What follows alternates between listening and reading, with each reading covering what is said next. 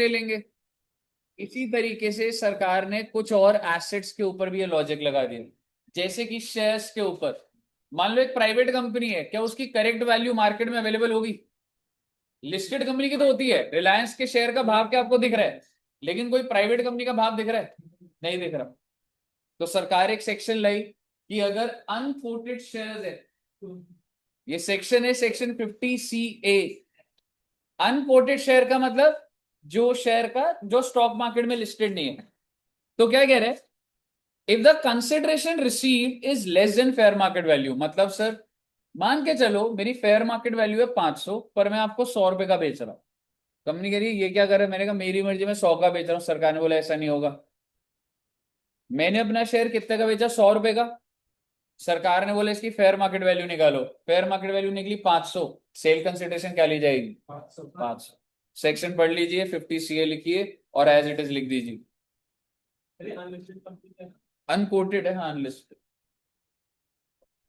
50 CA पढ़िए और as it is लिख दीजिए प्लीज। 54D करवा दिया था। अभी आ जाए 54D होमवर्क। इंडस्ट्रियल अंडरटेकिंग का सेम है वही, CGA एज इट इज है वो। 50 CA प्लीज एक बार लिख लीजिए इसको। लिखना है? हाँ 50 CA लिख लो, हेडिंग डाल लो, नहीं तो तुम मिस हो जाएगा।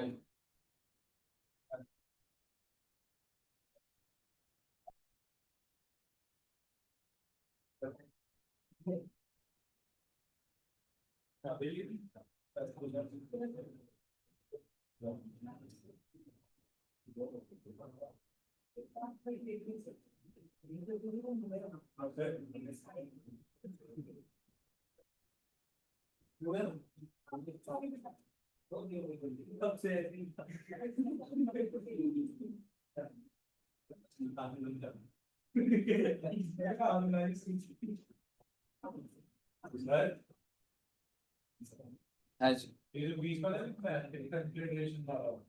क्या दोस्त? हाँ पूरे लिख ले। बेसिकली ना अगर मैं आपको बोलूं, द प्रोविजन वुड नॉट, ये कुछ नहीं करना, ऊपर की 3 लाइनें और वो फेयर मार्केट वैल्यू।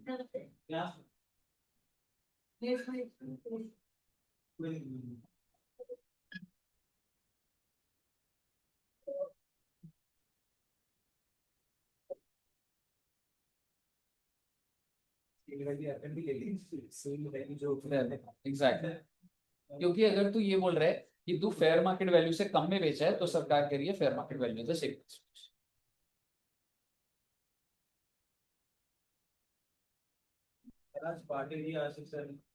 हाँ क्या था यार? तो हायर ही हो गया ना। ये सिचुएशन क्या लिखी है? Consideration received is less than fair market. If it is higher तो हायर ही होगा।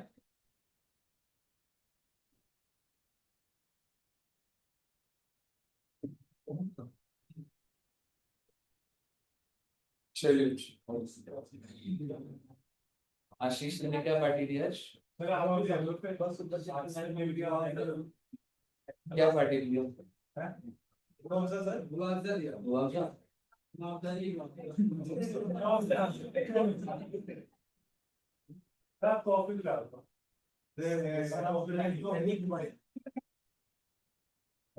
ठीक है, आप नोट करिए।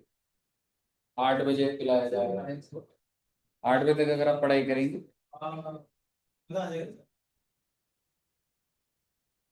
एक दिन में एक ही पार्टी होती है बेटा।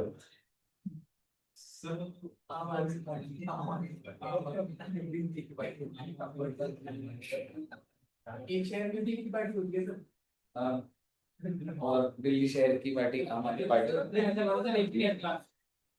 एक दिन, हाँ एक दिन एक 10। कल दुष्यंत सर आ रहे हैं, कल दुष्यंत सर पार्टी देंगे आप। 50 CA लिख लिया? तो 50D भी पढ़ के समझाइए ना। ऐसे थोड़ा होता है बेटे, मैं ही समझाऊंगा।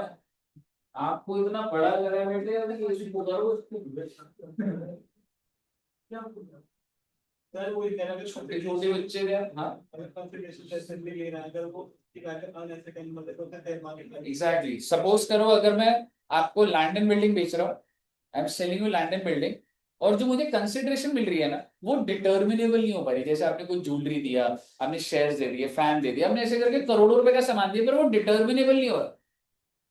यानी कि वो क्या बोल रहा है, इफ द कंसिडरेशन रिसीव, जो कंसिडरेशन रिसीव हो रही है ना as a result of transfer is not ascertainable, तो मैं सेल कंसिडरेशन क्या लूंगा, fair market value of asset transfer.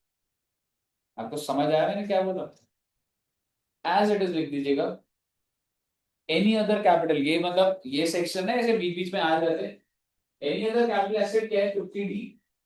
If I am selling you jewellery और मुझे आप जो भी चीजें दे रहे हो वो कंसिडरेशन जो है उसकी वैल्यू नहीं लगा पा रहा, तो मैं सेल कंसिडरेशन क्या लूं, fair market value of the jewellery. Clear? यही है ना मतलब? हाँ, सीए शेयर के ऊपर था।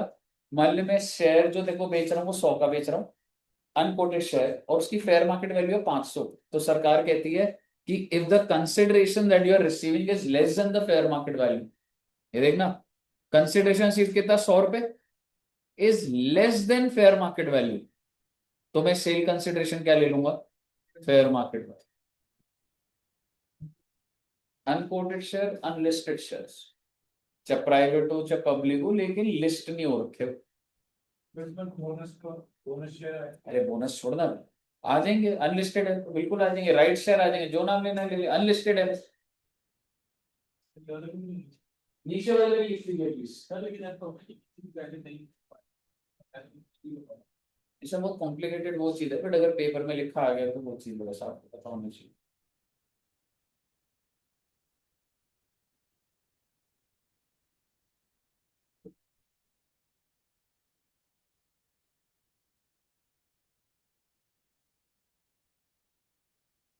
ओह माय गॉड, कहिए बेटे क्या यहाँ तक क्लियर है? आगे बढ़ सकते हैं? अब आप मुझे बताइए, क्या कैपिटल गेन्स इंटैंजिबल एसेट्स पे भी निकलते हैं क्या?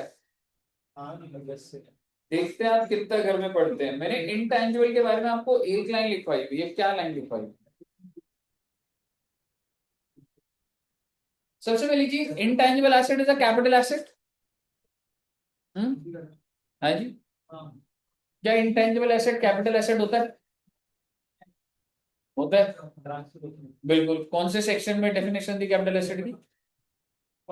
2 क्लॉज 14 में इंटैंजिबल एसेट कैपिटल एसेट है, पहली बात। आपको याद है फेयर मार्केट वैल्यू की हमने कॉन्सेप्ट करा था, एसेट एक्वायर्ड बिफोर 1/4/2001, वहां पे नोट्स में जाइए जरा, कुछ लिखा होगा, डेप्रिशिएबल लिखा था कि उसके अंदर फेयर मार्केट वैल्यू नहीं होती, और एक और एसेट भी था, नहीं जाइए। Option to take fair market value is not available in case of intangible assets.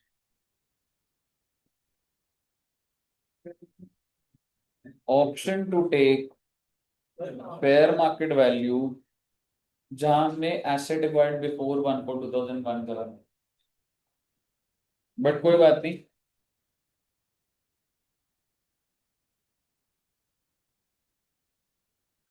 Heading डाल लीजिएगा, इनटैंजिबल एसेट।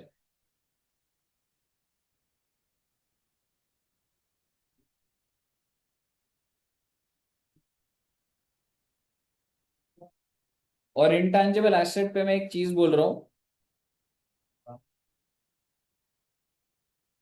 सर स्क्रीन ठीक से नहीं दिख रही है। अच्छा मैं एक मिनट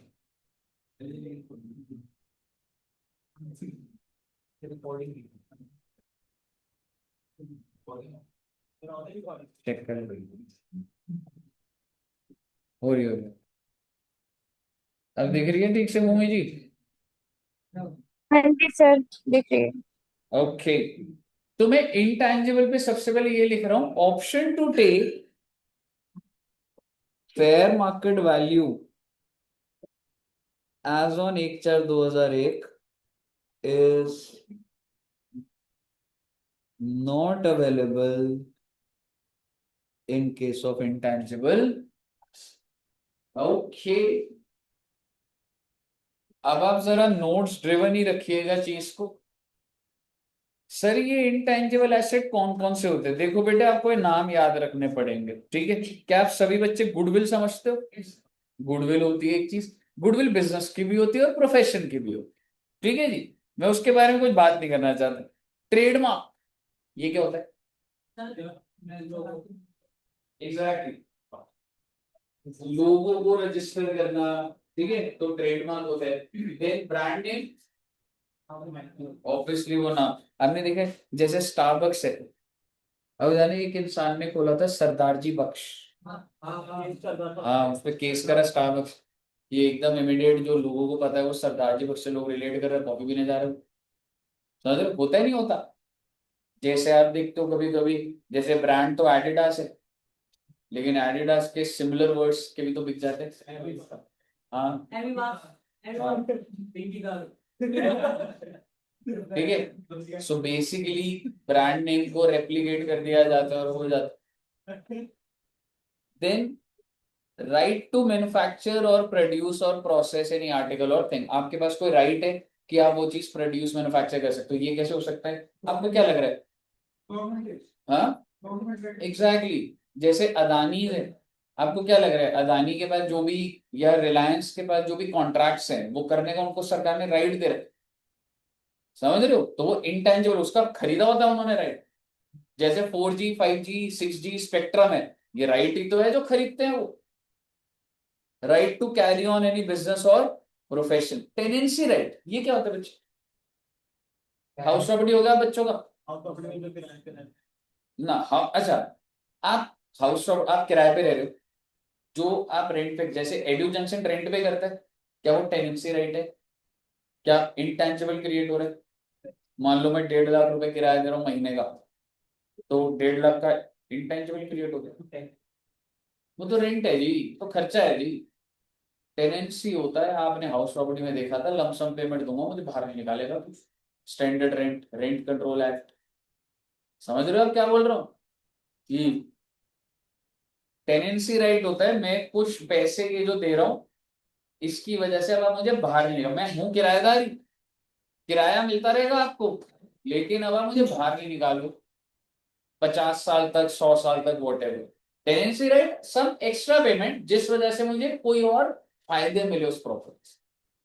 ठीक है, मुझे और गहरा नहीं जाना है इसमें, टेनेंसी राइट नाम याद होना चाहिए। स्टेज कैरेज परमिट, ये क्या होता है?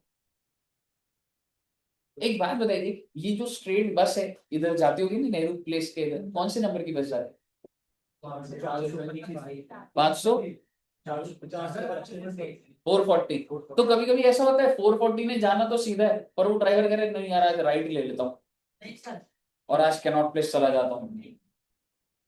ऐसा होता है क्या? डेस्टिनेशन तो है, पर क्या रूट इधर उधर लेफ्ट राइट हो सकता है? भाई साहब उनको परमिट मिला होता है, इस रोड पे ही आपको चलाने का परमिट है, इसके पैसे देते हैं। आपको क्या लग रहा है जो एरोप्लेन्स होते हैं, ठीक है, मैं मतलब आपसे जनरली बात कर रहा हूँ, ये जो परमिट होते हैं आपको वो नंबर मिला, कौन सा नंबर बोला था आपने? 440, 440, क्या वो कल 540 करके चला लेगा? उसको 440 नंबर के उसने पैसे दी। आपको समझ आ रहा है मैं क्या बोल रहा हूँ? जैसे नंबर प्लेट होती है गाड़ी की, तो क्या नंबर प्लेट्स ही बहुत महंगी बिकती हैं? वीआईपी नंबर होते हैं बेटे बहुत ज्यादा। इसी तरीके से मेरे को उसके अंदर नहीं जाना, पर मैं आपको ये कह रहा हूँ 440 नंबर जिसने भी खरीदा है उसने पे करा होगा यार ये वाला रूट में खरीद ले, तो उसने जो खरीदा वो इंटेंजिबल ही तो है। तो क्या हो गया मेरा स्टेज कैरेज परमिट इंटेंजिबल। ऐसे किसी का 503 होगा, 503 पता है किसी को बस का नंबर? 501, 500 ऐसे कर,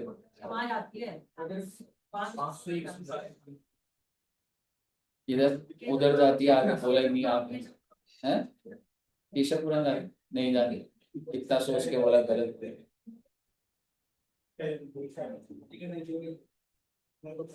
ठीक है, बस पे कौन नहीं बैठा आज तक? अब आज तक बस पे नहीं बैठा।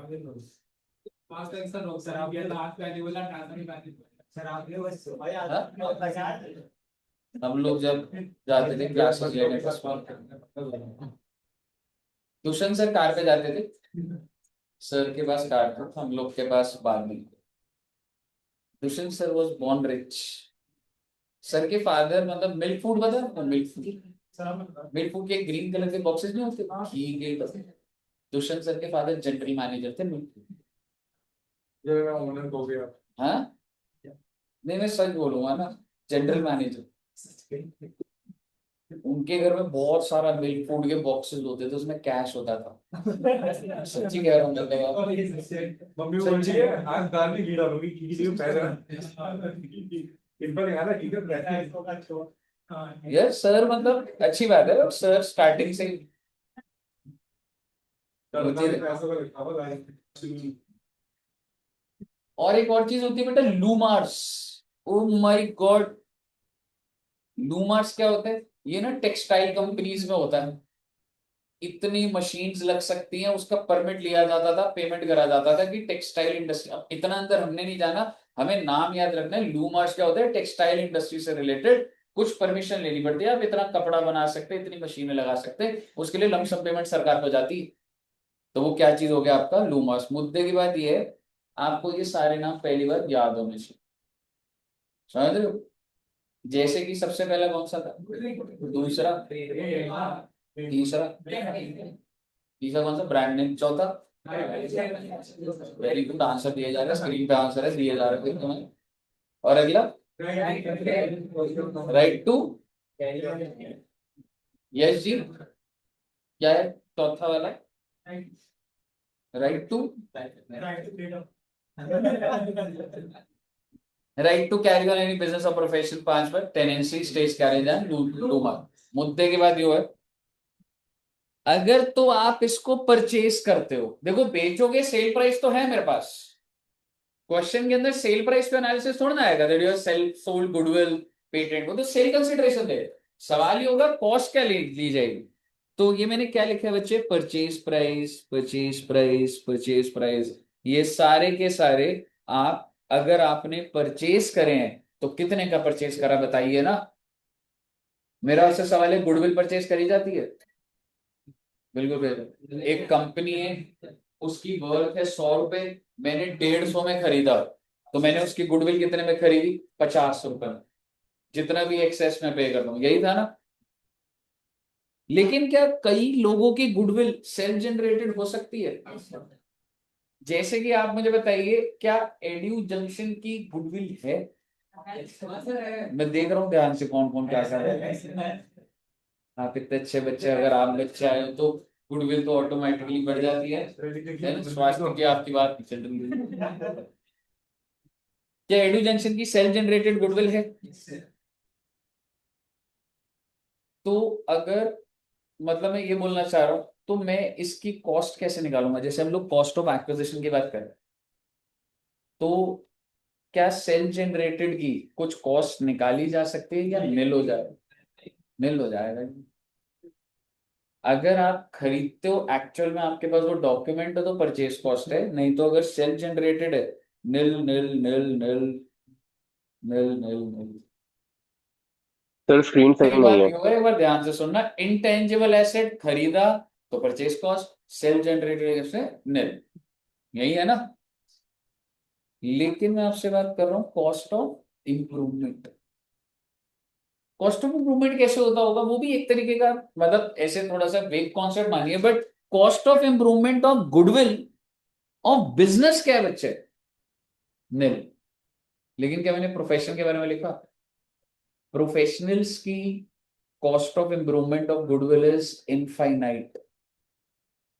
यानी कि कॉस्ट जितने की भी आप मान लो डॉक्टर, इंजीनियर, सीए में आपका ऑफिस है और आप अपना बिजनेस बेच रहे हो, उसको बिजनेस ही बोलूंगा मैं, प्रोफेशन बोलूंगा, तो कुछ सेल प्राइस होगा। ध्यान से सुनिएगा, प्रोफेशनल्स की बात कर रहा हूं हम, सेल प्राइस होगा कुछ। And if it is self generated, तो सेल्फ जनरेटेड में कॉस्ट क्या हो जाएगी? Zero. But cost of improvement क्या हो जाएगी प्रोफेशनल्स की? Cost of improvement of goodwill of profession is, यानी कि कोई capital gain. I'm specifically talking about professionals. You come in the definition of professionals or not, that's a separate issue. But yes, generally CA, CSCM and doctors, engineers, consultants, ऐसे बहुत सारे आएंगे, artist, advocates, अगर वो अपनी practice को बेच देते हैं कोई कैपिटल गेन नहीं लगता। एक बंदा एडवोकेट है, उसके एसेट माइनस लायबिलिटी है 10 करोड़ के, उसने 100 करोड़ का बेच दिया सामान, इसका मतलब उसने अपनी गुडविल कितने की बेची, 90 करोड़ की। 90 करोड़ सेल प्राइस हो गया गुडविल का, कॉस्ट क्या होगी, कुछ भी नहीं। I am sorry, cost of improvement क्या ले लूंगा मैं, इनफाइनाइट कैपिटल गेन निकलेंगे। प्रोफेशनल्स के कैपिटल गेन निकलेंगे ही नहीं। लेकिन यही अगर आपका बिजनेस होता, यहाँ अब देखो मैंने पर्पस है, यहां पे सिर्फ बिजनेस लिखा है मैंने, और यहां पर क्या लिख रहा था, तो बस आप इतनी बात ध्यान रखिए ना, बस बिजनेस के लिए तो नील है, पर प्रोफेशन के लिए नीचे लिखा हुआ है इनफाइनाइट। क्लियर है जी। Cost of improvement of trademark जो भी आपने खर्चा करे, cost of improvement of brand name जो भी आपने खर्चा करे, बाकियों का नील है, जहां नील लिखा है वहां पे कोई डिस्प्यूट नहीं है, आपको याद करना है स्टेबल को। और cost of improvement of tenancy right, stage carriage और लूमर्स जो भी कॉस्ट ऑफ, कहने का मतलब ये है, ये जो राइट वाला है इसकी कॉस्ट ऑफ इंप्रूवमेंट 0 है, बाकी सबकी एक्चुअल। और प्रोफेशनल्स की गुडविल का, प्रोफेशनल्स की गुडविल का जो कॉस्ट है वो इनडिटर्मिनेट इनफाइनाइट। क्लियर है बच्चे। आपको भी लगेगा सर ये कैसे होगा, जब आपके सामने क्वेश्चन आएगा ना, बस ये टेबल आपको याद हो। अगर मैं आपको समराइज करूं, ये तो कॉमन सेंस की बात है, जितने पे खरीदा वही आपके कॉस्ट, सेल्फ जनरेटेड भी कॉमन सेंस की बात थी। लो, आपको सिर्फ कॉस्ट ऑफ इंप्रूवमेंट का ध्यान रखना है। कॉस्ट ऑफ इंप्रूवमेंट का क्या ध्यान रखना है, नील वाले याद कर लो बस, गुडविल ऑफ बिजनेस और वो राइट वाले, यही है ना। और प्रोफेशनल्स का cost of improvement infinite. Last बात बोलूंगा, बोलूंगा नहीं, आप इस पॉइंट को पढ़िए और इस एग्जांपल को पढ़िए, मुझे बताइए समझ आ गया।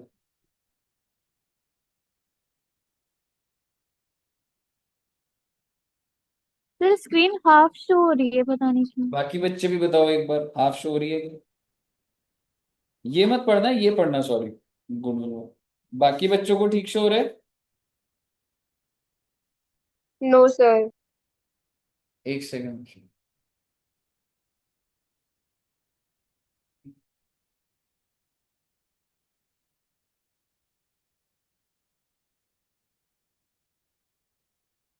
अब बताइए। हाँ हाँ सर सर, अब ठीक ठीक है। अब ठीक है। Yes sir. हाँ जी, नीचे वाला एग्जाम्पल पढ़ के बताना क्या बोल रहे हो। अच्छा एक बात बताओ, अगर मैं गुडविल ऑफ द बिजनेस, चलो ठीक है पढ़ लो एक बार, मैं बोलूँ तो हर बार एमोर्टाइजेशन लो। आप पीजीबी भी पढ़ेंगे, ठीक है, आपका स्पेक्ट्रम होता है, सब होता है, सब कुछ एमोर्टाइजेशन।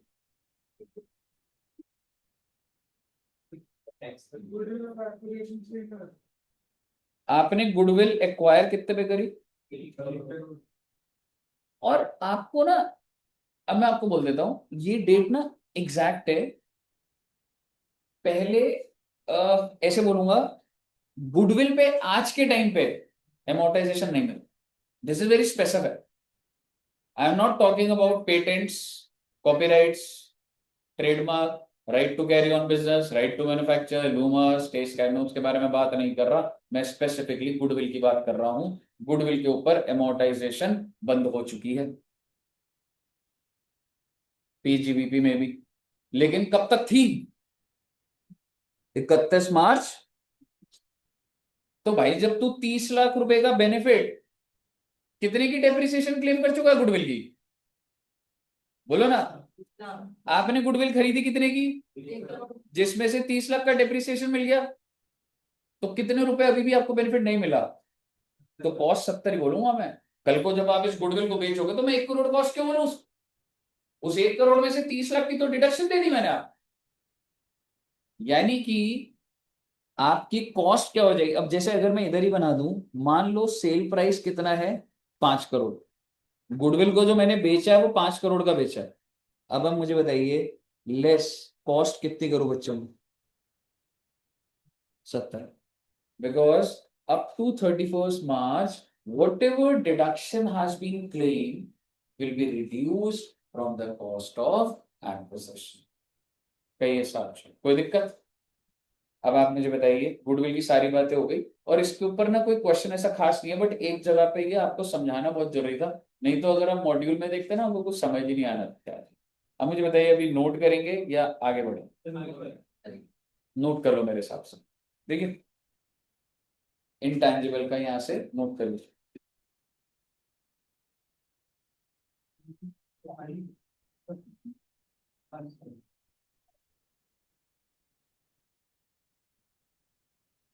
और बस अब इसके बाद हमारा पता है क्या रह गया? Transactions not regarded as transfer, और फिर खत्म है प्रोफेशन में तो उसका कैपिटल गेन पड़ेगा जो प्रोफेशंस की है, फिर तो उसकी कॉस्ट निकालेगा ना तो माइनस कर दे, बट कॉस्ट ऑफ इंप्रूवमेंट उसकी इनफाइनाइट हो जाएगी तो कैपिटल गेन निकलेगा। समझ रहे? कॉस्ट निकालने के लिए जैसे यहाँ पर क्या था, ये मैंने दोनों लिखा है, रीजन है एक साथ लिखा है। तो देखो लगेगा सर आपने प्रोफेशन की गुडविल खरीदी थी 1 करोड़ की, जिसमें से देखो डेप्रिसिएशन कितनी गई थी 30 लाख, तो तू माइनस तो 70 ही करेगा, लेकिन कॉस्ट ऑफ इंप्रूवमेंट क्या होती है प्रोफेशनल्स की? इनफाइनाइट, तो कैपिटल गेन तो 0। और ये अब आप क्वेश्चन प्रैक्टिस करोगे तो वही हैंडल हो पाएगा, क्वेश्चन मॉड्यूल में तो है नहीं गिरीश्वर सर की बुक में, बस एक क्वेश्चन। काफी डिटेल बता दिया मैंने तुम्हें, समझ लो नोट्स लेवल पर ही। ओके,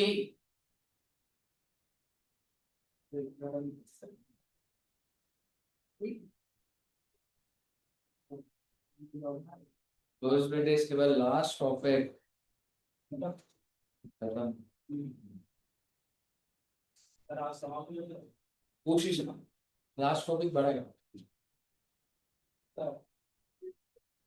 1 घंटा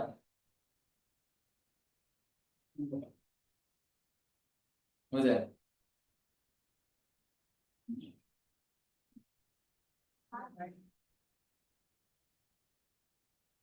जी नहीं आया आज।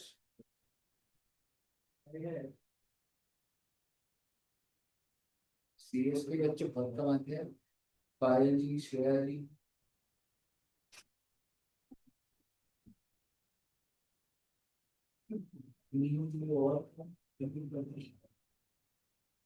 सीयूईटी का एग्जाम है क्या? सॉरी, बीकॉम का।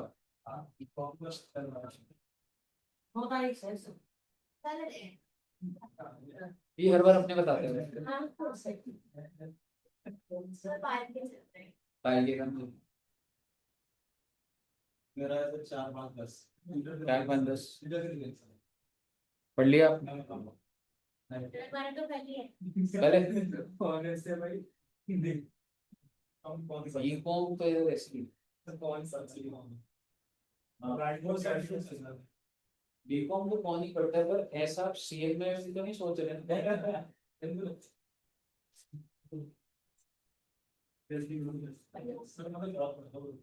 घर में बहुत पढ़ रहे हो आप? ये समझ नहीं आया कि मजाक कर रहे थे।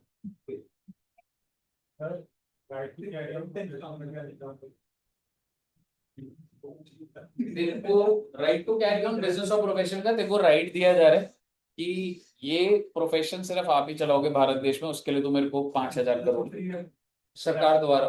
तेरे को क्या लग रहा है टेलीकॉम के अंदर कितने सारे एप्लीकेंट्स होते होंगे? हो सकता है सरकार बोले भाई साहब 4 लाइसेंस है तो तुम्हारे को ही सिर्फ दूंगी, मुझे पैसे दे दो, that I will give you the right. आपको क्या लग रहा है आप क्या टेलीकॉम का काम स्टार्ट कर सकते हो खुद से? नहीं ना, परमिशन चाहिए होगी। हो सकता है गवर्नमेंट बोल दे नहीं, हमने 4 लोगों से वेंडर से पैसे ले रखे हैं, हमने सिर्फ उन्हीं को राइट दिया काम करने का, मैं तेरे को अलाउ ही नहीं कर सकता। हाँ, गवर्नमेंट के ऊपर है ना। नहीं पर प्रोफेशन प्रोजेक्ट कुछ भी उसकी मतलब उसके अंदर क्या करना है आपको? बिजनेस, ये तो बिजनेस मॉडल है, कहीं पे होगा राइट वो वाली चीज। अपने को तो टैक्स ट्रीटमेंट समझ आना चाहिए।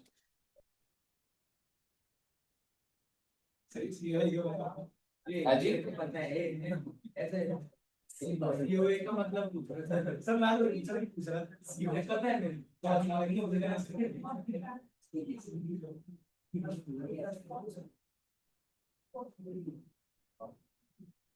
वो मिस्टेक होगी, वो ओ की जगह है, मैं सीएम में लिखूंगा।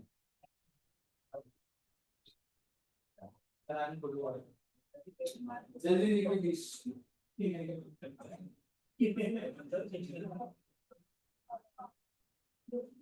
बेटे नोट्स अपडेट करे थे ना आपके, ताकि आपको समझ आए अच्छे से। 4 बजे उठा, 3:30 उठा था। पानी को आ जाता है, सब सुबह में आता है। नोट्स के लिए उठता हूँ, मेरे को डिस्टर्ब ना करे।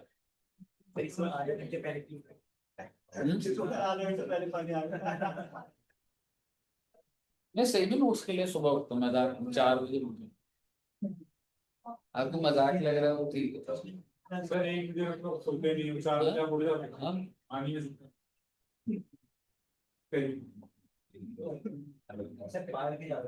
हाँ? नहीं, 4 से 5 नोट्स बनाता हूँ डेली, फिर सो जाता हूँ।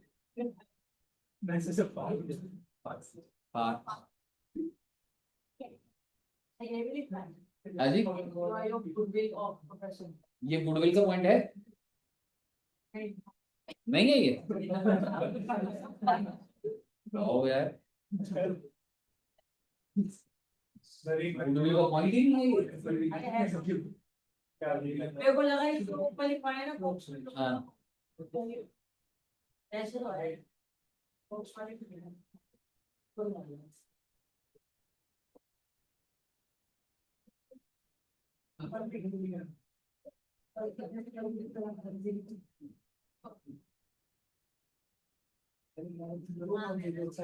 आज तो वेदर अच्छा है,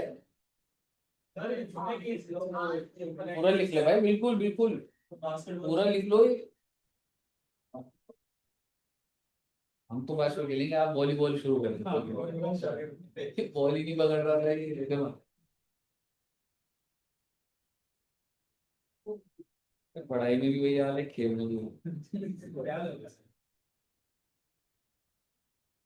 लॉकडाउन 2021 की बात रिलेट आज का लॉजिक लगा था, तो दोबारा कोविड केसेस आ रहे हैं।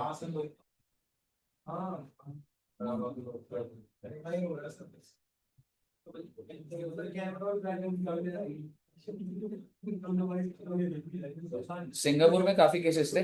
सर वो आएंगे ना, उन्हें पता चले वॉशरूम में क्वारंटाइन कर देना। हाँ, का पहले टेस्ट होना चाहिए। सर बोल दो सर, ऐसे पहले सर आएंगे, पता चले वॉशरूम क्वारंटाइन कर देना।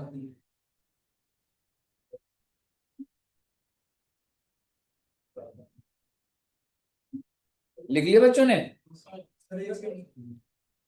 प्लीज। लास्ट टॉपिक बेटे,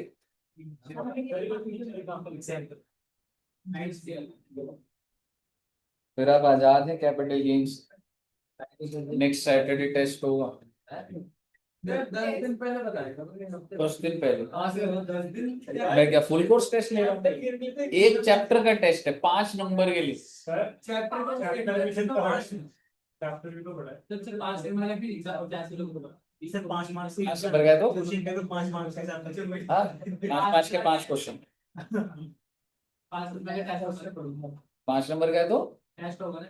हाँ, 5 का वो टेस्ट प्रिपेयर करेगा। 5 मार्क्स तो इसको दबाए वो बस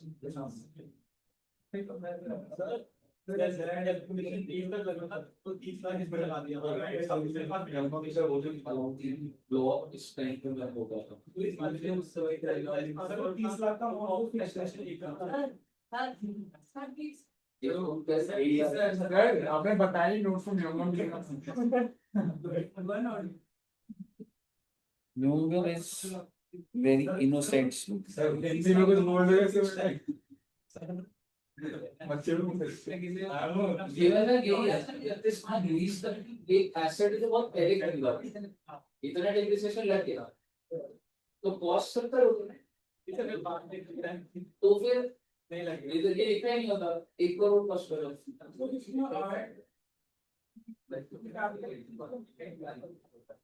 इन केस ऑफ प्रोफेशन नहीं आएंगे, बिजनेस के केस में तो आएगा ना।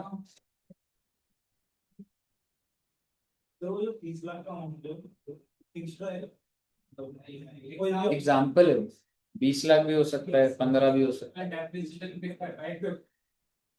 ठीक है।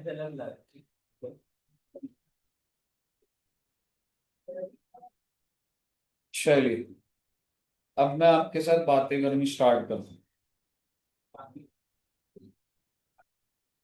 हटा दूं जी, जल्दी लिखो रे।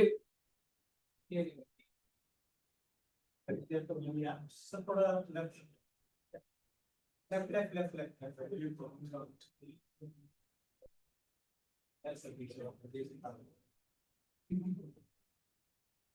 लास्ट पॉइंट बेट, हेडिंग डाल लीजिएगा। यूलिप का रीड करना है मुझे, सारा पता है यूलिप वाले भूल गए। ठीक है, हेडिंग डालिएगा। यूलिप वाला तो ऐसे रीड होता है कि ये रिवर्स मॉर्गेज की। हेडिंग डालिएगा, transactions not regarded as transfer. कुछ कुछ ट्रांजैक्शंस है जिसको ट्रांसफर बोला ही नहीं जाएगा। अरे सर ये क्या बात हो गई, ये क्या बात हो गई। सरकार ने एक सेक्शन निकाला हुआ है और वो कहती है कि ये ट्रांजैक्शन ट्रांसफर है ही नहीं। ओ माय गॉड,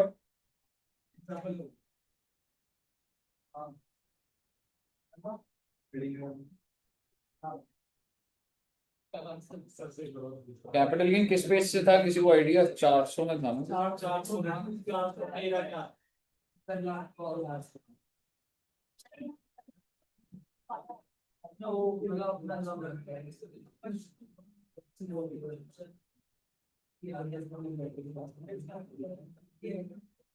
ओके, साथ साथ लिखिएगा बच्चे।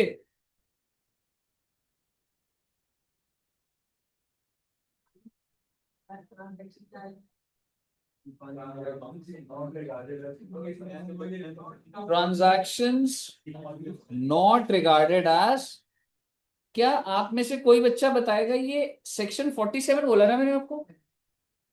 46 कौन सा था, हमने कर लिए। प्रॉफिट का 46 जो भी बच्चा बताएगा बहुत अच्छा लगेगा मुझे। रजिस्टर देख के चलो ठीक है, तो भी बता दो। Buyback of shares.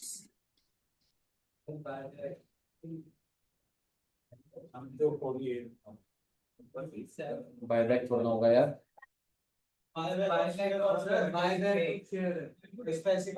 हाँ, लिक्विडेशन ऑफ कंपनी है। बायबैक में 46 लिखा हुआ है। 46 है ना? लिक्विडेशन में 46 लिखा होगा, क्योंकि लिक्विडेशन ऑफ कंपनी में जब कंपनी एसेट ट्रांसफर कर रही थी तो उसे ट्रांसफर नहीं माना जा रहा था। याद आ रहा है कुछ? तो ये देखिए, हाँ अभी आपको ये लिखना नहीं है, हमने अलग से ट्रीट करा है। बट आप मुझे बताइए पहली दो लाइनें क्या आपको समझ आ रही? Okay, because that's 46। ये भैया पहले मुझे बताइए सेक्शन 46 समझ आ रहा है? Where the assets of the company are distributed to its shareholder on liquidation, such distribution shall not be transferred in the hands of company। लिखा हुआ ये बात, आपको कोई तकलीफ तो नहीं हो रही? याद आ रहा है ना? अब स्टार्ट हो रहा है सेक्शन 47, जिसके अंदर आप पहला पॉइंट लिखेंगे। क्या आप रीड करके बता सकते हैं ये आपको आता है या नहीं आता है? अगर पार्टीशन हो जाता है एचयूएफ का, या अगर मैं ऐसे बोलूं जनरली कोई भी पार्टीशन होता है, घर के अंदर 3 फ्लोर है, तीनों भाइयों का पार्टीशन हो गया, तो क्या ट्रांसफर मान लिया जाएगा? समझ रहे हो? तो उसको ट्रांसफर नहीं माना जाता। आप लिख लीजिएगा, एनी पार्टीशन टोटल और partial of the assets of HUF.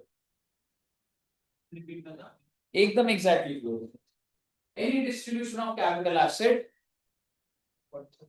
On total और पार्शियल पार्टीशन ऑफ एचयूएफ। आगे सेक्शन लिखने की जरूरत नहीं है।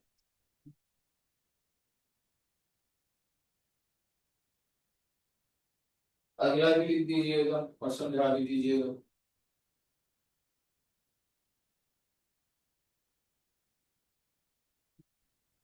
अगर गिफ्ट होता है तो क्या ट्रांसफर होता था? नहीं होता है। और ध्यान रखिएगा, गिफ्ट तो लिखा है, साथ में विल भी लिखा हुआ। अगर एक इंसान दूसरे इंसान को गिफ्ट कर दे तो ट्रांसफर नहीं होता था, लेकिन अगर विल के थ्रू पेरेंट्स की प्रॉपर्टी बच्चों को आ जाता हो तो विल के थ्रू ट्रांसफर हो रहा है तो वो भी ट्रांसफर नहीं होता था। बातें बता रखी है मैंने आप। Any distribution of capital asset under a gift और अ विल, इतना ज्यादा इररिवोकेबल लिखने की जरूरत नहीं। Any transfer of capital asset under a gift और अ विल। ओके,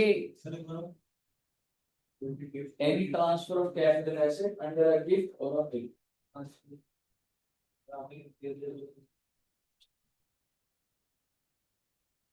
अब समझ आया आपको? पूछ लूं आपसे सवाल?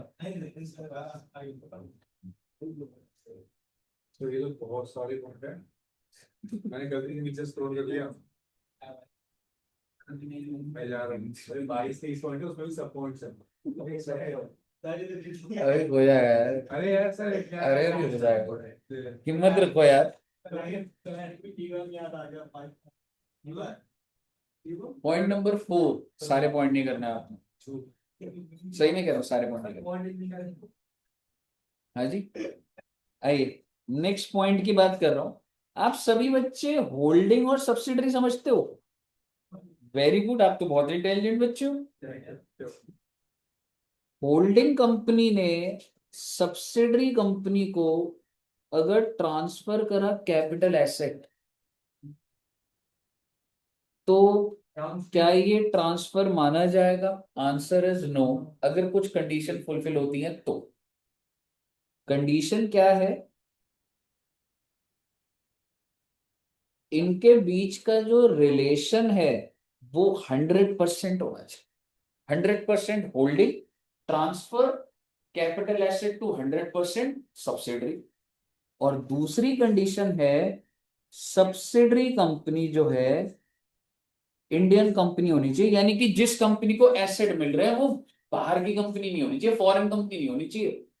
पता लगे कोई इंडिया की जैसे रिलायंस है और रिलायंस ने सारे एसेट अपने को यूएसए का रिलायंस है उसको ट्रांसफर कर दिया ना। आपको ज्यादा दिमाग नहीं लगाना, मैं आपको ये कह रहा हूं, अगर एक होल्डिंग कंपनी सब्सिडरी कंपनी को कैपिटल एसेट ट्रांसफर करती तो मैं इसको ट्रांसफर नहीं मानूंगा अगर दो कंडीशन फुलफिल करूं।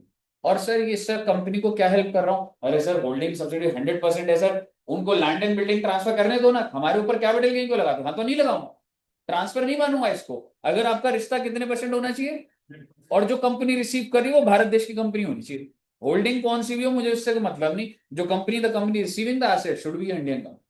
सर ऐसे तो उसका सब्सिडरी होल्डिंग थोड़ी ना बोलिए। हाँ जी बोलिए। सब्सिडरी अगर होल्डिंग को ट्रांसफर कर दी, अगला पॉइंट आ जाएगा। और अब अगर आपने बात कर ली तो सुन लीजिए, अगर सब्सिडरी ने होल्डिंग को ट्रांसफर करा तो ट्रांसफर नहीं मानूंगा। क्या कंडीशन होगी? रिलेशन कितना होना चाहिए और कौन सी कंपनी इंडियन होनी चाहिए? द वन होल्डिंग, बिकॉज जहां एसेट पहुंच रहे हैं वो इंडियन कंपनी होनी चाहिए। कोई दिक्कत यहां तक? अब आप पहले ये चार्ट बनाए, holding, transfer capital as subsidy, और कंडीशन है रिलेशन 100% सब्सिडी को नहीं मानना तो ट्रांसफर मान लिया जाएगा, कैपिटल गेन लगेगा। ये 4th पॉइंट हो गया हमारा। एक बार रीड करा दूं आपको पहले, ये जो मैंने अंडरलाइन करा इसको रीड कर लीजिए।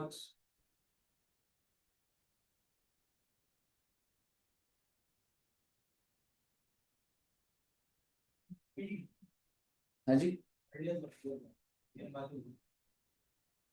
समझ आ गया? और अगर 4th पॉइंट समझ आ गया तो 5th भी समझ आ जाएगा बेटे।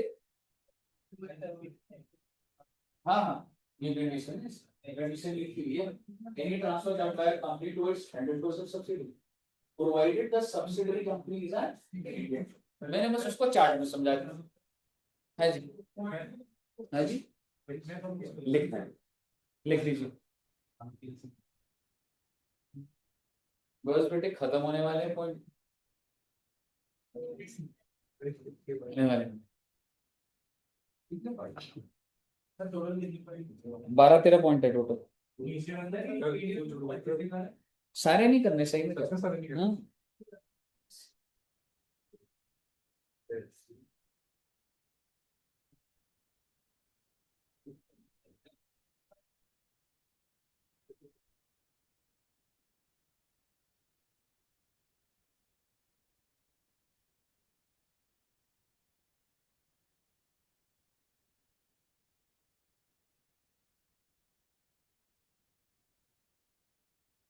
ओ माय गॉड,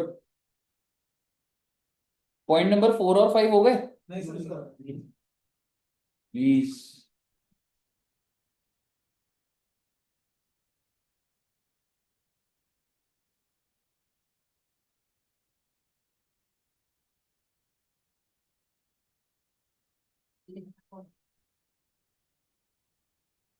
लिख लिया? नहीं सर धीरे धीरे लिखता रहो।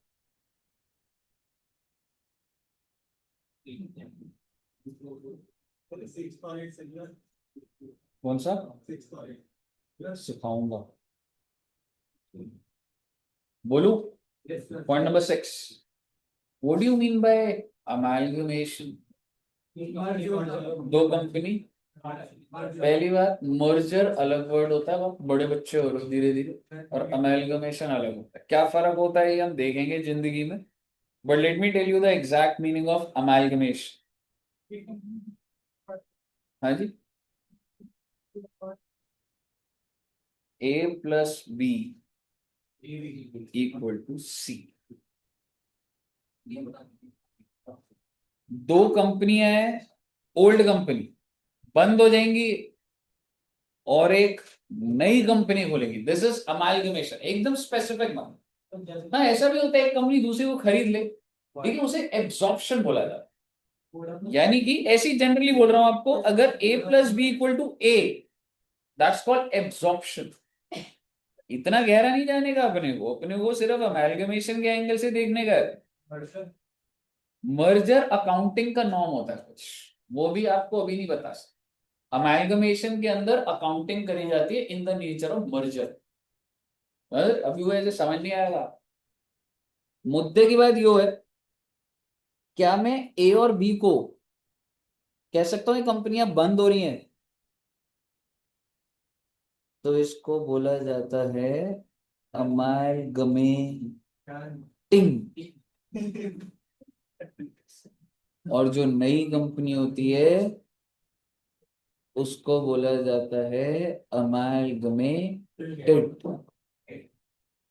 New company is called amalgamated and old company is called amalgamating. अब आप मुझे बताइए, क्या A प्लस बी के सारे assets, whether it be capital assets और अदर कैपिटल एसेट्स, क्या ये ट्रांसफर नहीं हो जाएंगे? यही होगा ना, ए और बी के नाम पे जितनी भी land and building property what सारा सी के नाम पर हो जाएगी। ठीक है, तो क्या ये ट्रांसफर है? आंसर इज मैं इसको ट्रांसफर नहीं बोलूंगा। कंडीशन क्या है, ये जो नई कंपनी है ना, ये क्या होनी चाहिए, यानी कि एसेट बाहर नहीं जाने चाहिए। कंपनी बंद हो गई, नई कंपनी कोई फॉरेन कंपनी है, वहां एसेट चले गए, ऐसे नहीं। अमेलगमेशन की स्कीम में, ठीक है, इसकी भी कई कंडीशंस होती है, लेकिन आप समझो अमेलगमेशन में ओल्ड कंपनी सारे एसेट अपने न्यू कंपनी को देती है, मैं उसको ट्रांसफर नहीं मानूंगा। इससे क्या होगा, ए और बी के ऊपर कोई कैपिटल गेन इंप्लीकेशन आएगी? नहीं आएगी। बस कंडीशन क्या है, वो जो कंपनी जिसको आप एसेट बेच रहे हो ना, वो इंडियन कंपनी होनी चाहिए। क्लियर है आपको? अब इस पॉइंट को पढ़िएगा, एक बार सुन लीजिएगा एक बार, जो मैंने ब्लू से लिखा है पॉइंट नंबर 6, अब एक बार पढ़िए।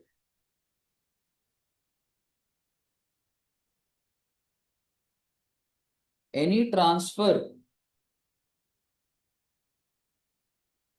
इन the scheme of amalgamation of capital asset, कौन बेच रहे बच्चे? बाय, ओके, किसको? कंडीशन यो अमेलगमेटेड क्या होनी चाहिए? इंडियन। कोई दिक्कत है यहाँ तक? बना लीजिए इसको। अगर अमेलगमेटिंग में से कोई एक फॉर्मूला और एक ये कौन सी कंपनी है मुझे इससे कोई मतलब नहीं। नई कंपनी जो है तेरा, इंडियन वो इंडियन। तो अगर दो कंपनी बाहर की इंडियन आ रही है बहुत सारे कॉम्बिनेशन बन सकते हैं, वहां जाने का कोई फायदा है? बहुत कॉम्प्लेक्स चीजें होंगी। ओ माय गॉड, चलिए ओ माय गॉड की बोलते हैं। हटिए अपना। पेज नंबर ध्यान है किसी बच्चे को? ठीक सर, ये 362 या 340 जो बोलेगा सर, इसको मारने के आसपास 42 और भी नहीं लगता है फिर खुद का रिपोर्ट करना 349। ग्रेट। नहीं गलत बोलता है, मार है 349 के पेज पे सर 484 यार। बेटे वो जो मैंने बनाया था वो हट गया, पर आपको समझ आ गया था, बना लोगे आप? Very good. पॉइंट नंबर 6 भी हो गया, देखो। नहीं हो सकता, आपको याद नहीं है अभी तक। बना ली। अगला पॉइंट, क्या आप डीमर्जर समझते हैं? डीमर्जर क्या होता है? Demerger company, exactly. मान लो एक कंपनी है ए, और ए ने बोला अरे भाई दो कंपनीज बन जाते हैं। ओ माय गॉड, बी और सी। ठीक है, तो बी और सी को पता है क्या बोला जाता है? Resulting company. जो न्यू कंपनी है कौन सी है? ये बी और सी। और डीमर्ज्ड कंपनी किसको बोला जाता है? पहले ये लिख लीजिए, ये डीमर्ज कंपनी क्या कैपिटल एसेट ट्रांसफर करेगी? ऑब्वियसली सारे एसेट। सर ऐसा क्यों होता है जनरली डीमर्ज, आप बताएंगे क्यों होता है? Better controls. मान लो एक कंपनी ना दो चीजें बनाती है, मान लो वॉशिंग मशीन और मोबाइल फोन्स, और कंपनी को लग रहा है यार वॉशिंग मशीन के टेक्नोलॉजी अलग होनी चाहिए, एचआर अलग होना चाहिए, फाइनेंस अलग हो, बहुत बड़े लेवल पे चल। तो उन्होंने बोला एक ही कंपनी कर देना तो उतना बेटर परफॉर्मेंस नहीं आए, तो उसको सेग्रीगेट कर दीजिए। समझ रहे हो? तो बेसिकली कंपनी ने क्या करा, नहीं तो ना एक ही एचआर, एक ही लीगल और मार्केट इंडस्ट्री दोनों एकदम अलग है सपोजिंगली। तो कंपनी क्या कहती है, दो अलग कंपनी बनाओ, ये सिर्फ वॉशिंग मशीन हैंडल करेगी, ये सिर्फ वो करेगी। यहाँ पे सिर्फ washing machine related HR, finance, legal, accounts, marketing बैठेंगे, और दूसरे ऑफिस में कोई और बैठे, या फ्लोर वाइज कर लो, उससे क्या फर्क पड़ता। मुद्दे की बात ये है, ये जब कैपिटल एसेट को ट्रांसफर करेगी तो क्या इसको ट्रांसफर माना जाएगा? नहीं माना जाएगा। कंडीशन बस ये है, ये जो दोनों कंपनीज हैं ये क्या होनी चाहिए? Exact. Okay, any transfer in demerger of a capital asset by demerged company to the resulting company if resulting company is an Indian company. तो पहले वो चार्ट दिखा दो सही 7 पॉइंट दिया है। वो छोड़ दो, अभी जो मैं करा रहा हूं आप वो करिए।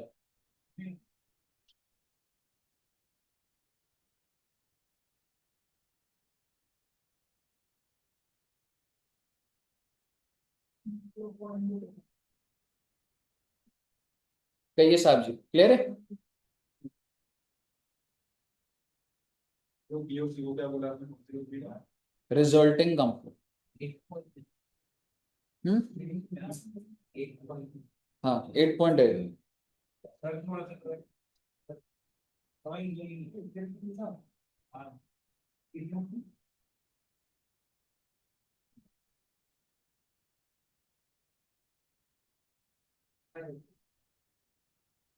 हो गया?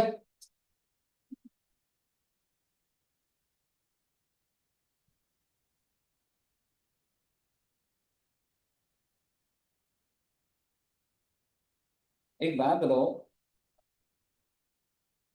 रिलायंस के शेयर क्या यूएस में किसी एक कंपनी के पास हो सकते हैं?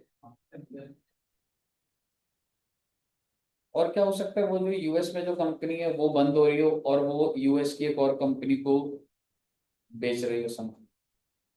ये क्या बोल दिया सर आपने?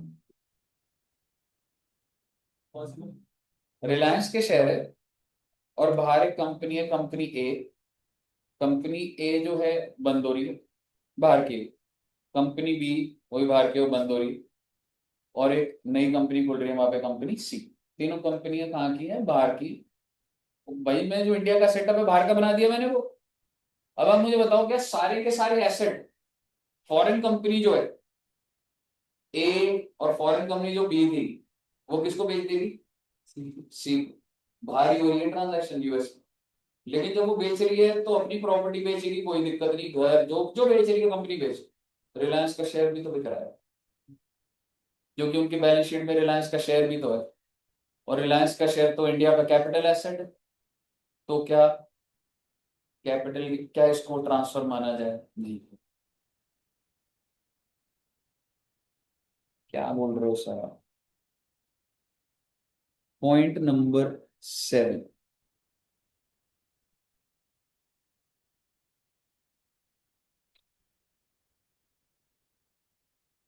शेयर्स किधर हेल्ड करें बच्चे? By an amalgamating foreign company to amalgamated foreign company. समझिए, अमालगमेटिंग फॉरेन कंपनी, मान लीजिए ए प्लस बी जो है ये दोनों की दोनों कहां पर है? यूएसए में, दोनों यूएसए की। और किसको बेचा जा रहा है? Amalgamated foreign company, that is C of USA.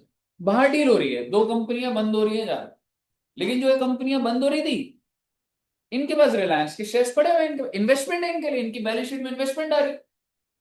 तो क्या इसको ट्रांसफर माना जा रहा है? नहीं माना जा रहा, नहीं माना है। क्योंकि नहीं तो बाहर की कंट्रीज बोलेंगी यार ये जबरदस्ती के ये इन कंपनियों के शेयर खरीद दो, हमारे यहाँ पर कैपिटल गेन लगा देते हैं। आप समझ रहे हो मैं क्या बोल रहा हूँ? वो कंपनियों का पूरा धंधा बाहर चल रहा है, सब कुछ बाहर चल रहा है, उसने सिर्फ इन्वेस्टमेंट कर रखी है कि चलो स्टॉक मार्केट अंदर इन्वेस्ट कर ले। हमारे ऊपर लीगल सारा इन्होंने वो लगा दिए, टैक्सेबिलिटी। तो सरकार ने बोला नहीं। क्लियर है बच्चे? समझ आया? आगे ना समझ? एक बार लिख लीजिए प्लीज इसको। Point number 7। हालांकि ये जरूरी नहीं था पर मैंने करा दिया है। इस लेवल तक तो जाना ही नहीं होता।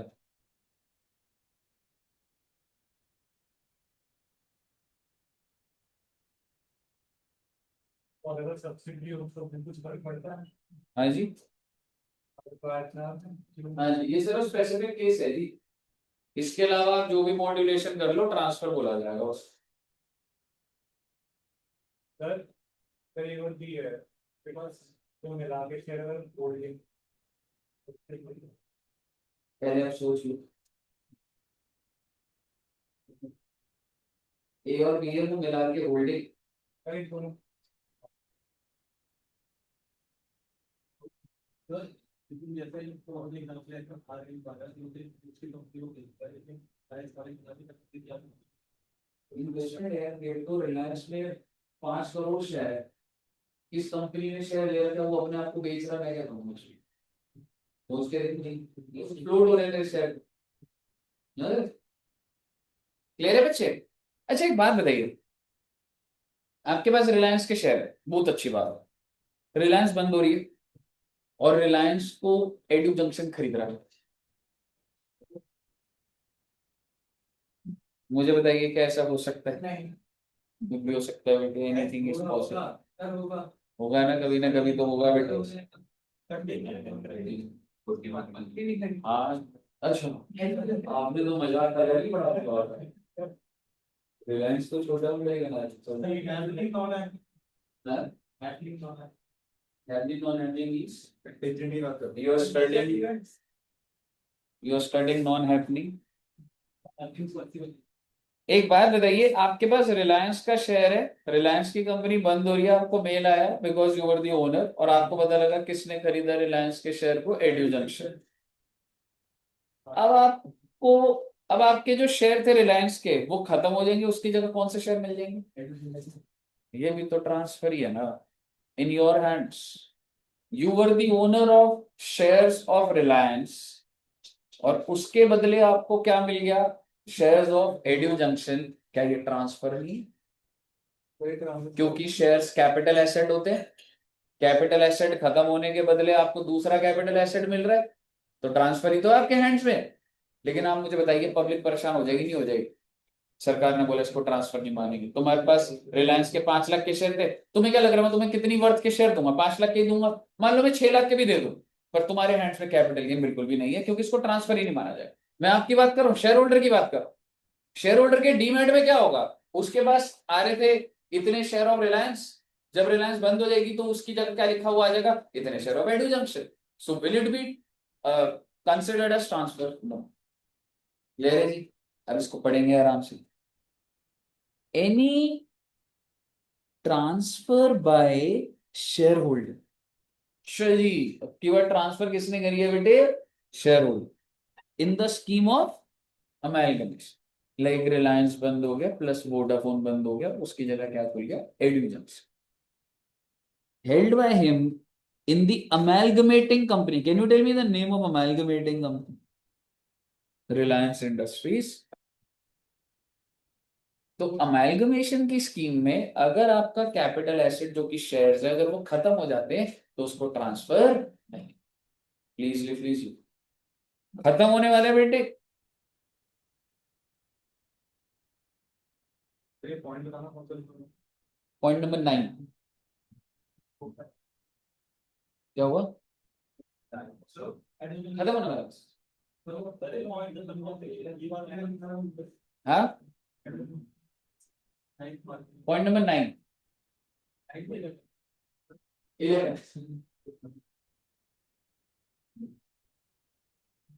11 पॉइंट बोला था मैंने आपको। सर आपने 9 बोला था। ऑब्वियस कॉमन सेंस भी तो होती है सर। इतना बड़ा पॉइंट कराऊंगा मैं, छुड़वा दिया कहीं पर।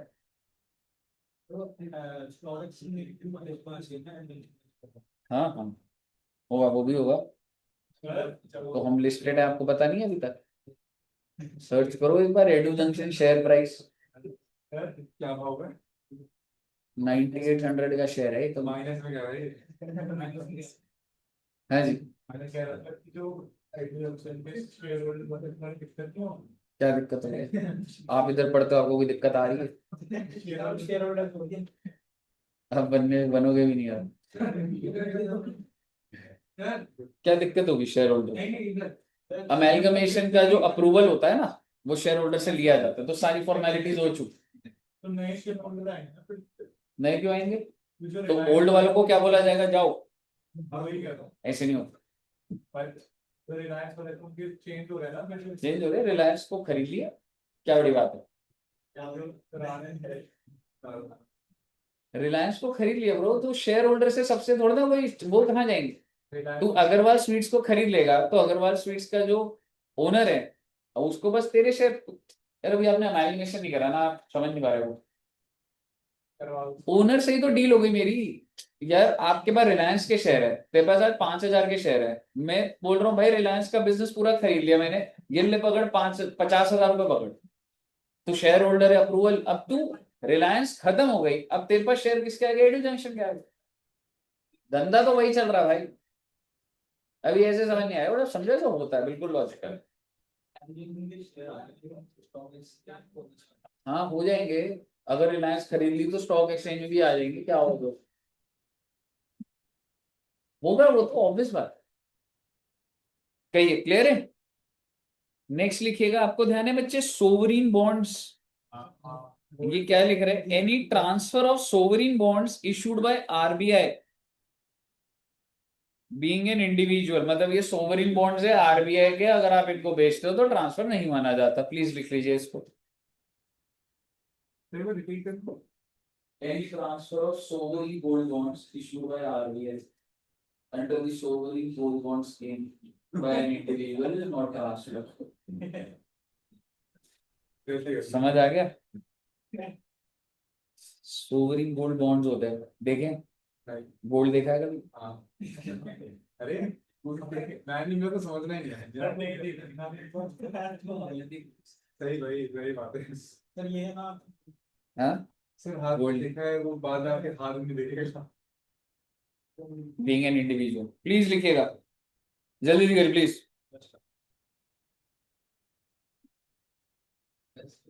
ओ माय गॉड, अगला भी बस एज इट इज लिख लीजिएगा। Conversion of gold into electronic gold receipt issued by vault manager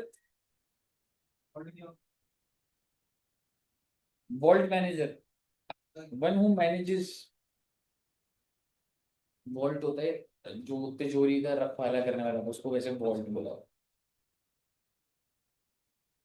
but अगर समझिए गोल्ड को कन्वर्ट करना into electronic data is also not transfer. फालतू की बात है लेकिन आपको पता होनी चाहिए बात।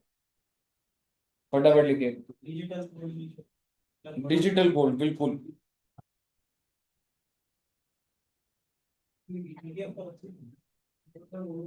लिख लिया।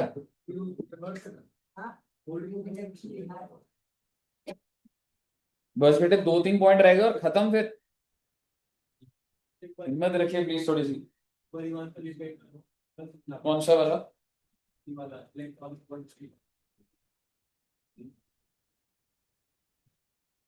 शेयर होल्डर को करेगा,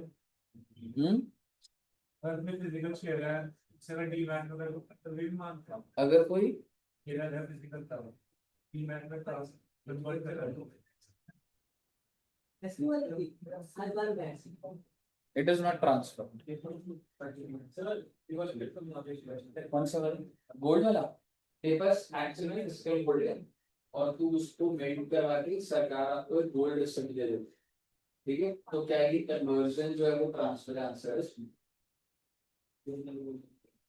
डिजिटल गोल्ड हो जाता है। नहीं होगा, ट्रांसफर नहीं होगा। ओ माय गॉड,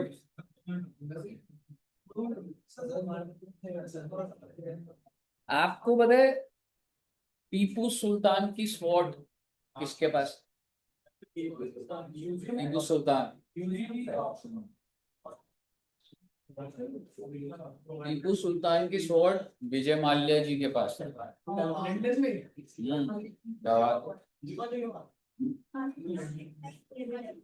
और क्योंकि विजय माल्या जी ने अब लोन की रीपेमेंट नहीं करी थी तो उनसे वो स्वॉर्ड ले ली गई थी। उसकी कितनी वर्थ गई थी मैं एग्जैक्ट नहीं पता मुझे, बस ऐसे 390 करोड़ या हो सकता है ज्यादा भी गई हो, 1000 करोड़ प्राइस टीपू सुल्तान की स्वॉर्ड। इतनी वैल्यू क्यों? 390 करोड़ की क्या करेगी? मतलब वो स्वॉर्ड है, हिस्टोरिक इंपॉर्टेंस है ना भाई, समझ रहे हो? तो आपको ऐसी कहानी के एंगल से बोल रहा हूँ। तो विजय माल्या जी से ना सरकार ने बहुत बार वो स्वॉर्ड मांगी कि आप हमें दे दो, क्योंकि वो ना ऑक्शन में जाके विजय माल्या ने खरीद ली थी। तो सरकार कह रही थी आप ये हमें दे दो। तो टीपू सुल्तान ने बोला था, विजय माल्या ने बोला था सॉरी, पानी पी लो ज्यादा पी लो। विजय माल्या ने बोला था कि मैं अगर आपको ये स्वॉर्ड दूंगा तो आप ये इसको आर्कियोलॉजिकल कलेक्शन के तहत मैं आपसे कुछ पैसे मांगूंगा, आप कैपिटल गेन टैक्सेबल कर दो। क्या वो टीपू सुल्तान की स्वॉर्ड, क्या वो आर्कियोलॉजिकल कलेक्शन है या नहीं है? तो अगर उसको बेचा जाएगा तो कैपिटल गेन लगेगा नहीं लगेगा? कैपिटल एसेट है, ट्रांसफर है अगर बेचो तो है, लेकिन सरकार ने 47 में लिख दिया कि जो आर्कियोलॉजिकल कलेक्शन अगर आप सरकार को बेचते हो और उसको नेशनल म्यूजियम या सरकार को दी जाती है तो उसको ट्रांसफर नहीं माने। आइए, any transfer of capital asset being work of art, archaeological, scientific, art collection, book, manuscript, drawing, paintings, और किसको ट्रांसफर करिए बच्चे? Oh my god, to a government, to a university और अ नेशनल म्यूजियम, तो वो क्या माना जाएगा?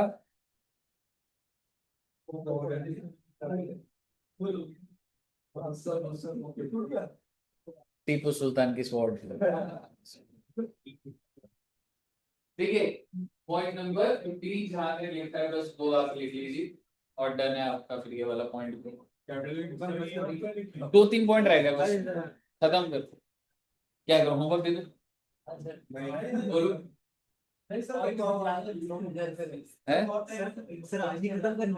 खत्म, 5 मिनट में खत्म। आप 5 मिनट बाद टाइमर लगाना बस। फोन चल रहा है मैडम आपका? गुड, वेरी, इसने तुम्हारा फोन गिरा दिया, अब तुम इसका फोन गिरा दो।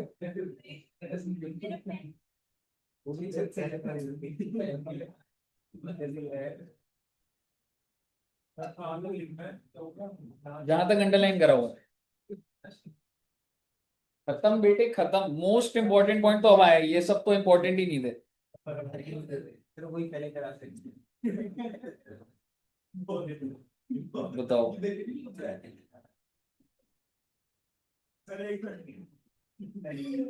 तो बाकी सेफ हो ना, जरूर जाओगे सीख जाओगे आज आपकी नाखून में लग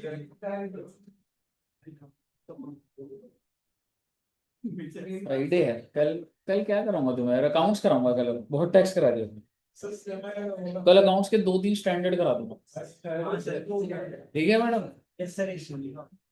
हाँ कल आपका एग्जाम है, कौन सा? सीवी। मेरा भी आपका एग्जाम है, आप रहने दो, कोई फायदा नहीं आगे जाने।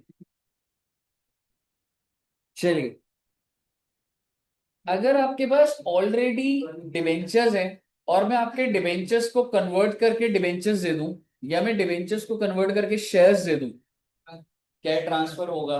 नहीं होगा। बहुत इंपॉर्टेंट पॉइंट है कि इसके ऊपर प्रैक्टिकल क्वेश्चन करेंगे, पर अगली क्लास में करा दूंगा आपको प्रैक्टिकल क्वेश्चन। लिख लेते हैं आज, कोई बात नहीं। कन्वर्जन ऑफ बॉन्ड्स और डिबेंचर्स इनटू शेयर्स और डिबेंचर्स ऑफ दैट कंपनी।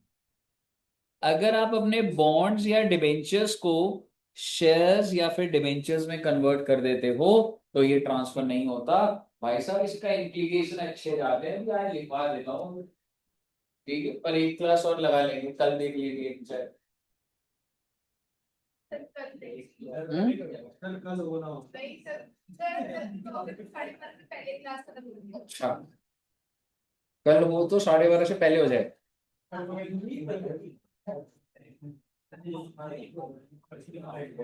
एक बार फोन फिर गिरा दो।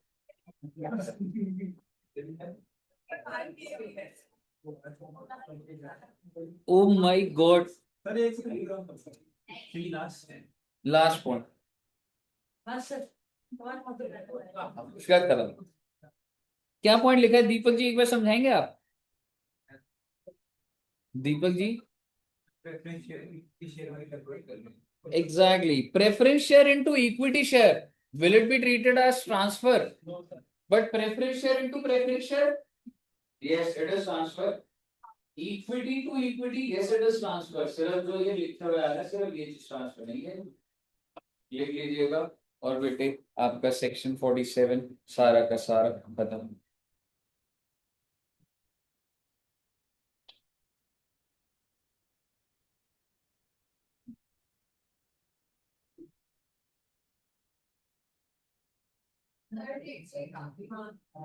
डेटशीट आ गई? किस डेट से? 4 सितंबर से। चलो सही है, गुड। 4 सितंबर से। दीपक जी नींद मिल गई? दीपक जी इस बार आई एम वेरी होपफुल। 4-7 सितंबर का मीटिंग में आना चाहिए। पिछली बार हुआ था सितंबर में।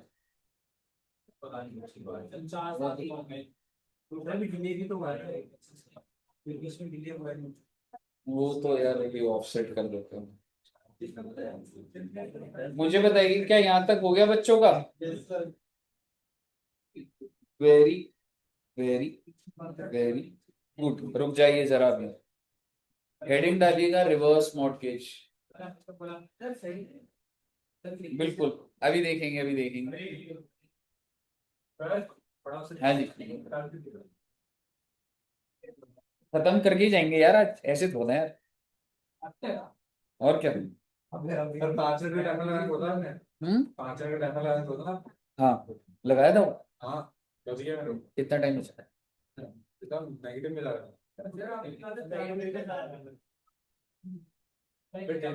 ज्यादा नेगेटिव। एक बात बताइए, आप सभी बच्चे जब अर्न करोगे तो गवर्नमेंट जॉब में जाओगे या प्राइवेट जॉब? गवर्नमेंट मिलेगी नहीं। गवर्नमेंट जॉब मिलनी आसान होगी, मुश्किल? बहुत मुश्किल होती है।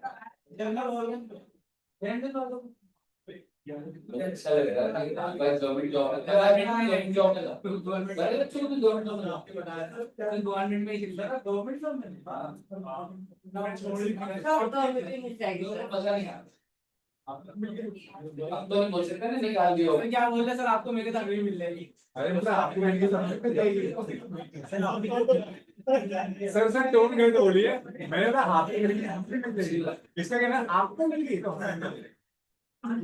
सर टोन टोन इसलिए सिंपल स्ट्रेट फॉरवर्ड चल अरे भाई इतने बार पिटे यार दुष्यंत सर ने भी यही सोचा कि मेरी शादी हो जाएगी तो उनकी भी हो जाएगी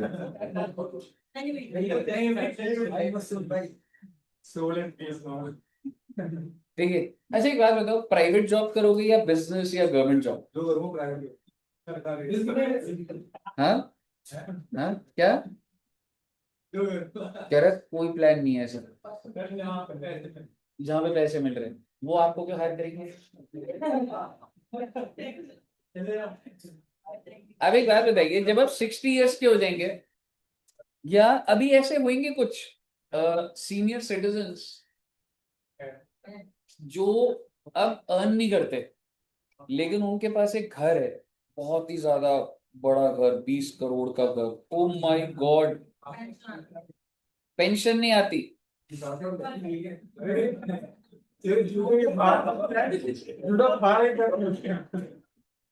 ये दूसरे ये सर है 60 plus, madam 65 plus, interest and this house is worth how much? भाई पैसे से आ गया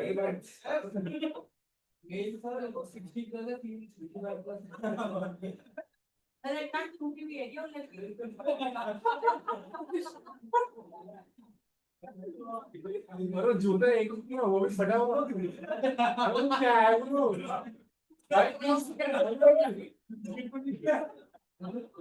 सर मिटा दो अरे रोड कुशन सर को सेंड करना चाहिए ये लगा के रोड स्केट अबे इधर करने दो स्केट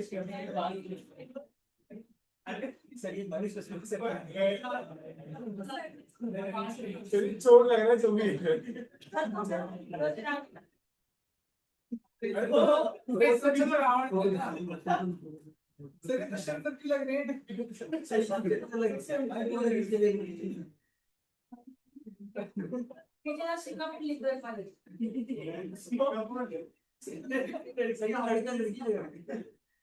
ठीक है, नहीं अच्छा लग रहा है वैसे।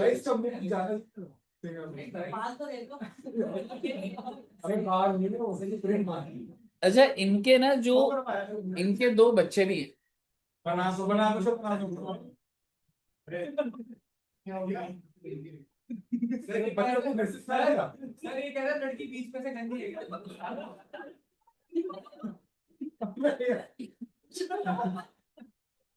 अरे यार तुम्हें क्या है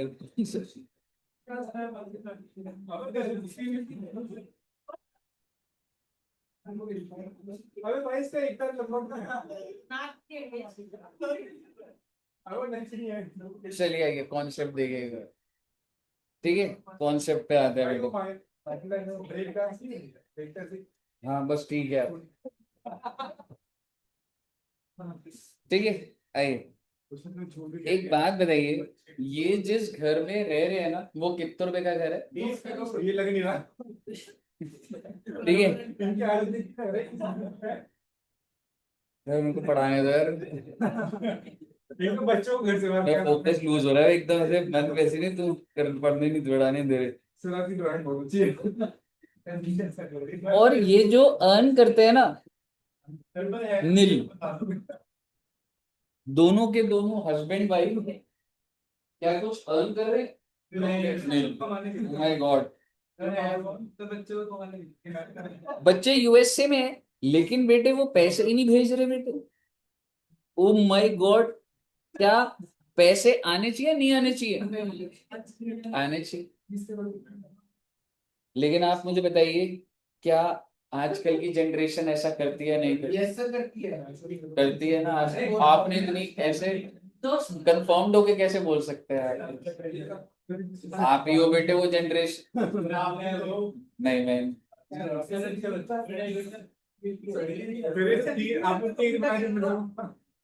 सर सर सर अभी तो आपने बनाया था। प्लीज, अब मैं ड्राइंग नहीं करूंगा, प्रोविजन लिख दूंगा।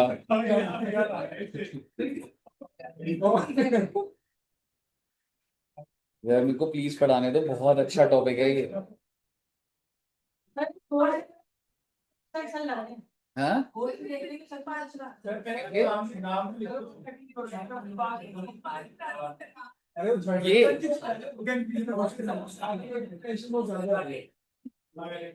सर ऐसे लगे लड़की को लड़की सर ये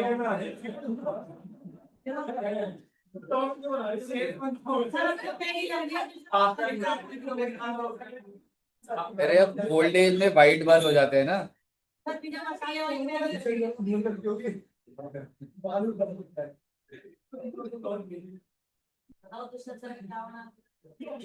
अरे क्वेश्चन सर ये वाले हैं, बहुत सुना सर ये कैसे शादी करते सिंगापुर से। मैं सिंगापुर तो भी जाऊंगा मैं सिंगापुर से ठीक है, कॉन्सेप्ट देख लिया। और आप मुझे बताइए, क्या इनके पास अपने डे टू डे जो खर्चे हैं उसके लिए पैसे नहीं?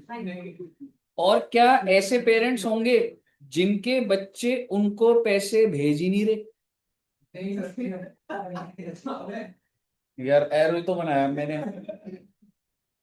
ठीक है, क्या ऐसे फैमिलीज होंगी या नहीं होंगी? आप मुझे बताइए, हाउ वुड दे सरवाइव? ये जो सीनियर सिटीजन है कैसे सरवाइव करेंगे? घर को गिरवी रखेंगे? अरे घर को गिरवी रखेंगे, खुद ही कह रहा खुद करेंगे। ध्यान से सुनिएगा, बैंक के पास एक स्कीम होती है,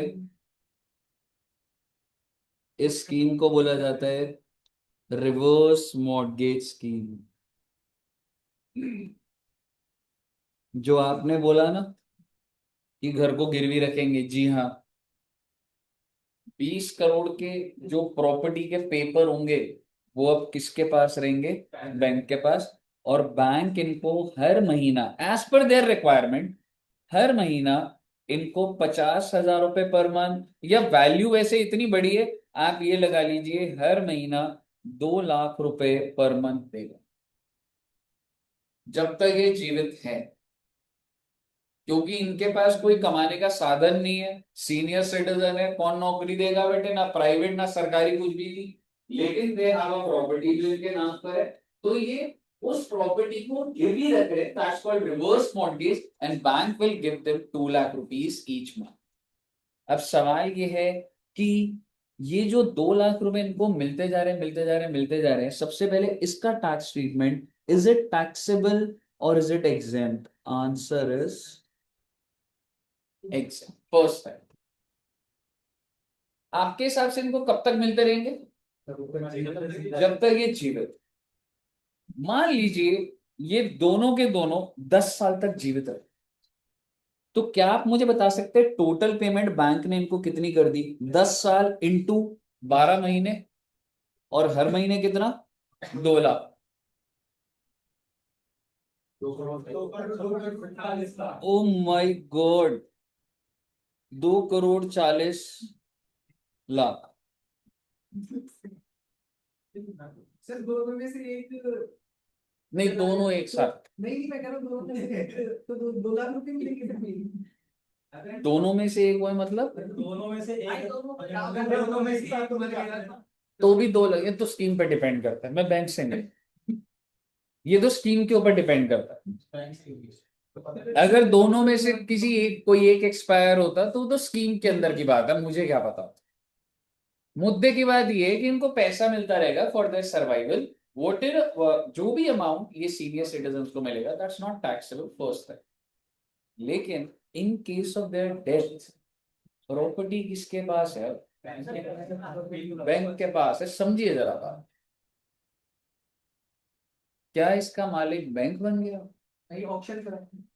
एग्जैक्टली। अब बैंक इनके जो लीगल एयर्स हैं उनको पहले इन्फॉर्म करें, ठीक है, कि इनके जो लीगल एयर है उनको बोलेंगे कि देखिए ऐसा है, आपके पेरेंट्स को हमने कितने रुपए दिए हैं, 2 करोड़ 40, और ब्याज ब्याज लगा के टोटल अगर आप हमें 4 करोड़ दे देते हो, ये प्रॉपर्टी हम आपको दे देंगे। अभी प्रॉपर्टी भी बैंक की नहीं हुई है, आप समझिए पहले ये। इसको क्या मैसेज भेजेंगे कि ये प्रॉपर्टी से आप जो भी आपके पेरेंट्स ने पैसा लिया था विद इंटरेस्ट आप हमें 4 करोड़ दे दीजिए और प्रॉपर्टी आपकी हो जाएगी।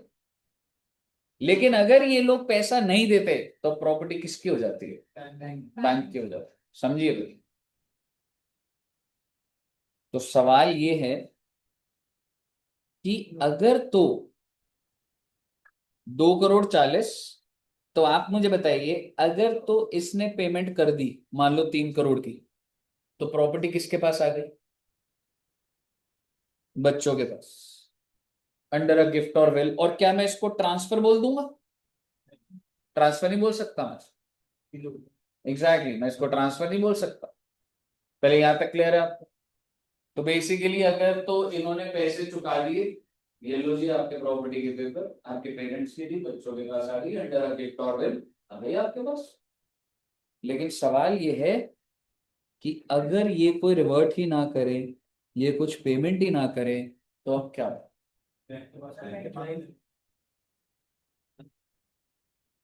तो अब ये होगा भाई, ये प्रॉपर्टी ये जो सीनियर सिटीजन की थी ये किसकी होगी पहले तो, is it transfer, answer is no. Step by step सुनो, इतना डिटेल जाना भी नहीं होता, बस आपको जनरली बता कि कैसे हो। ये जो प्रॉपर्टी सीनियर सिटीजन की थी अब वो किसकी हो गई पहले, बैंक की। लीगली पहले बैंक, यार आपको क्या लग रहा है बैंक बेच देगा ऐसे ही, जो जिस चीज का मालिक नहीं हो कैसे बेच देगा वो। आपके पास मेरी गाड़ी की चाबी है, अब गाड़ी बेच दोगे आप, जब तक आप मालिक नहीं हो वो लीगल सेल ही नहीं है, कल को केस हो जाएगा उस चीज पे, आप जाओ बेच दो, आप 2 लाख रुपए ले लो। लेकिन जो भी खरीदेगा मैं उससे पूरा अधिकार लेता हूं भाई, जब उसकी गाड़ी नहीं जो खरीद ली, ये क्या बात होगी। तो अगर भैया बेचने की इतनी बात आ रही है, तो पहले इसके नाम से किसके नाम पे प्रॉपर्टी जाएगी, बैंक के। And do you think this is transfer, नहीं, ये कोई ट्रांसफर नहीं है, ना पैसे मिल रहे ना कुछ हो रहा, ठीक है। अब बैंक आगे किसको बेच देगा, कस्टमर। बैंक बोलेगा भाई इसके कोई लीगल एयर तो आ नहीं रहे, पहले इनकी प्रॉपर्टी का लीगल वर्क स्टार्ट करोगी, हमारे पास आएगी, ठीक है, हमारे पास आ गई तो ये तो ट्रांसफर था ही नहीं। अब बैंक क्या कर देगा, कस्टमर को बेच दे। क्या ये ट्रांसफर है, answer is, reverse mortgage scheme में कोई भी लेवल पे जो नाम बदले जा रहे हैं प्रॉपर्टी के वो ट्रांसफर है ही, ठीक है। और वैसे आपको जस्ट बता रहा हूं, कस्टमर ने इनको कितने पैसे दे दिए, मान लो 20 करोड़ की बिक गई, तुम्हें क्या लग रहा है बैंक सारा रख लेगा, हाँ। बैंक बोलेगा 4 करोड़ मेरे को मेरा पैसा चाहिए था, मेरे नाम आई प्रॉपर्टी, और बाकी 16 करोड़ किसको दे देगा, लीगल है। ट्रेसेबल है तो ठीक है, नहीं है तो बैंक में ही पड़ा रहेगा, जिस दिन आप आओगे आपको पैसा। बैंक का अधिकार नहीं बनता था जी, बैंक ने 2 करोड़ 40 दिए हैं, उसपे जो ब्याज ब्याज बन के जो 4 करोड़ हो गए, उससे ज्यादा नहीं बनता बैंक। ऐसे थोड़ा ना होता है कि मैं आपकी 20 करोड़ का सामान लेके बेच दूंगा और बोलूंगा मेरा ही। अगर लीगल एयर क्लेम करे तो बिल्कुल मिलेगा वो। क्यों सर, लीगल एयर ने पहले, भाई मेरे पैसे नहीं थे लीगल एयर के पास, लीगल एयर ने बोले एक काम करो आप बेचो, अपना पैसा काटो और मुझे दे दो। बताइए समझ आया आपको। इन नटशेल में आपको ये कहना चाह रहा था, रिवर्स मॉर्गेज में फर्स्ट लेवल पे तो इन्होंने गिरवी रखा था, वो तो ट्रांसफर वैसे ही नहीं हुआ। रिवर्स मॉर्गेज क्या था कि मैंने अपने प्रॉपर्टी पर दी तो ट्रांसफर था ही नहीं। जो मेरे को मंथली आ रहा था वो सारा का सारा exam. In case of their death, ये सीनियर सिटीजन से प्रॉपर्टी किसके नाम पर आ गई, it is not transfer, bank ने आगे भेज दी, इट इज नॉट ट्रांसफर। और जो भी पैसा बैंक का बनता तो माइनस करके लीगल। और ये सारा झमेले की जगह, अगर लीगल कहते हैं नहीं नहीं वो प्रॉपर्टी बिकनी नहीं चाहिए, हमारे पास रहनी चाहिए, हाँ तो भाई दे दे 4 करोड़ और अपनी प्रॉपर्टी, पेपर ले ले 4 करोड़ दे। मुझे बताइए क्या यहां तक क्लियर है, किसके लिए हो जाएगा। पर मैं उस चीज के बारे में कोई बोल नहीं रहा हूँ, अदर सोर्स में ओनर नहीं है वो, पर उसका जो पैसा आ रहा है वो अदर सोर्स लिखा नहीं हुआ है। तो इंटरेस्ट स्टार्ट हो जब मारेगा तब तक होगा। ये तो कैलकुलेशन है, जब तक बैंक रिसीव नहीं कर रही तब तक उस पैसे के ऊपर इंटरेस्ट लगता है। समझ रहे हो? आपको बस इसमें इतना ध्यान रखना है कि हाँ सर, एक तो ये जो मंथली पैसा आ रहा है ये टैक्सेबल नहीं है, और दूसरा ये जो नाम चेंज होके ट्रांसफर हो रहे हैं ये ट्रांसफर नहीं है under the scheme of reverse mortgage. बताइए बताइए, क्लियर है बच्चे? चलिए, तो बेसिकली ये थ्योरेटिकली है, ठीक है। इसके ऊपर एक एग्जांपल है, बहुत सिंपल लेवल का एग्जांपल बना हुआ, आराम से हैंडल होता है। कही all clear till here? Okay, तो सर जी आपका सारा का सारा कैपिटल गेन खत्म हो गया है, एंड इट्स ओवर। अब हम लोग नेक्स्ट क्लास में नया चैप्टर करेंगे। चार्ट चार्ट कौन सा चार्ट? अभी जो बनाया था बच्चों का। किस चीज की? कौन सा चार्ट बनाना था? इसमें हमें दुष्यंत सर की और बस फोटो खींचिए ना मैडम, इतनी देर से आप रिवर्स मॉर्गेज की फोटो नहीं खींच रहे थे बच्चे? वो लोग दुष्यंत सर की रुक जाओ 1 मिनट, खींचिए ना, ग्रुप में भेज देना। ठीक है, चलिए तो इतना रखते हैं। Thank you very much. और